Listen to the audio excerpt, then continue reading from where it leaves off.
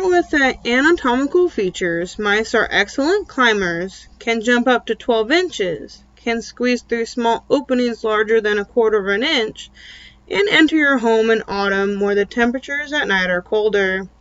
To continue, they are 5 to 7 inches in length with their tail, weigh about half an ounce, usually are light brownish to gray, and have a keen sense of taste, hearing, smell, and touch.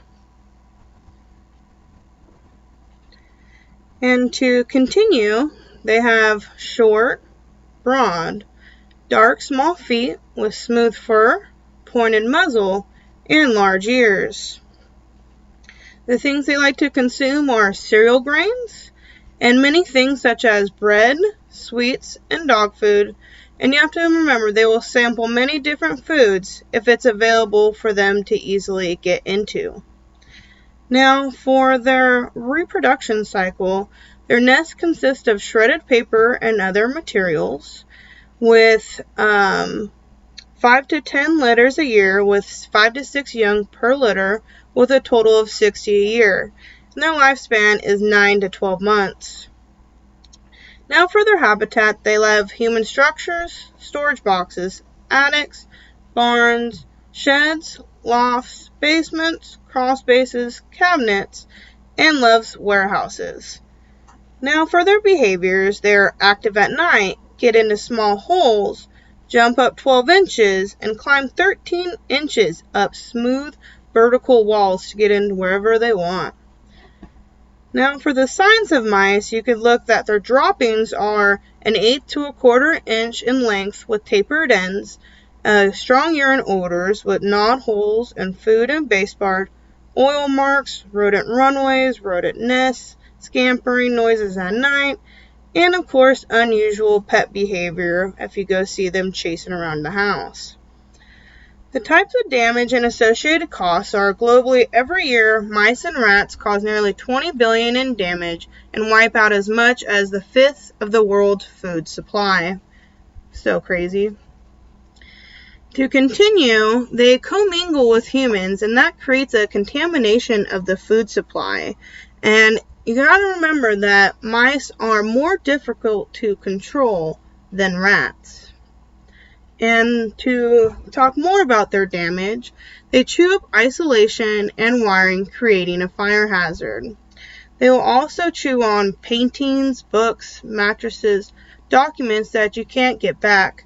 They also introduce bacteria, viruses, and parasites, while also costing a professional $525 for 90 days. Also, the bacteria, viruses, and parasites that they have are hantavirus, salmonella, lymphocytic chromocillus through their waste, and parasites such as Lyme disease and Colorado tick fever.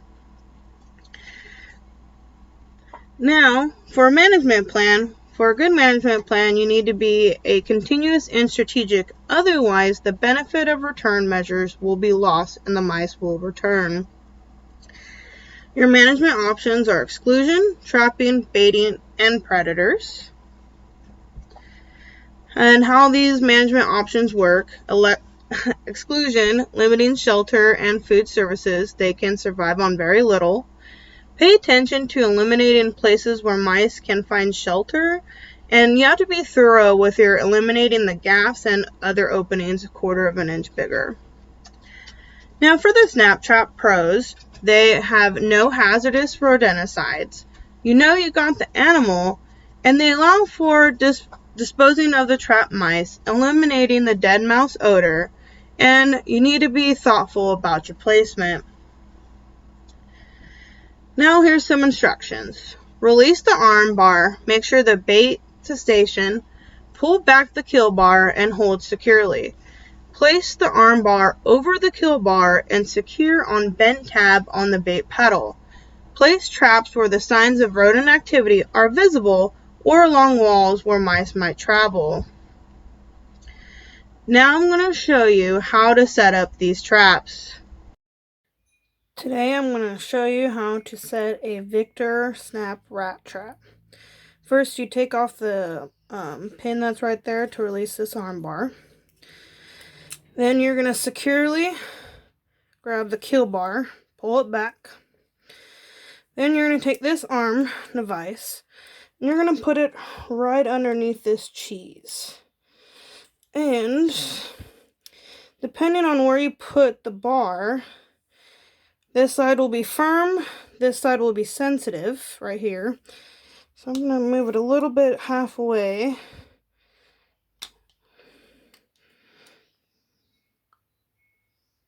Now it is set. Now I'm going to show you how to set the Victor more inexpensive trap. So you're going to pull the kill bar back. Grab this arm. And you're going to hook it underneath that little triangle piece right there. Alright, now you can tell from the side to see where it catches. Right there. Alright, that is it. You guys have a great day. Now here's a video of the electric mouse traps, which are actually one of my favorites. It's super easy. You just go ahead and hit the switch on. It will make a noise saying that it is ready to go. All you simply do is you put some peanut butter. I put mine right here because along the back on the old versions, you would just put it right there and the mice would get it on the back. So I found this to be a more effective way to get the mice. Then once you get a mouse, this will actually turn red and it will blink.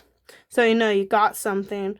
Then after you're done, what you're going to clean is using peroxide, just those electrocuting plates. Dry it up. Throw it away. Good to go again.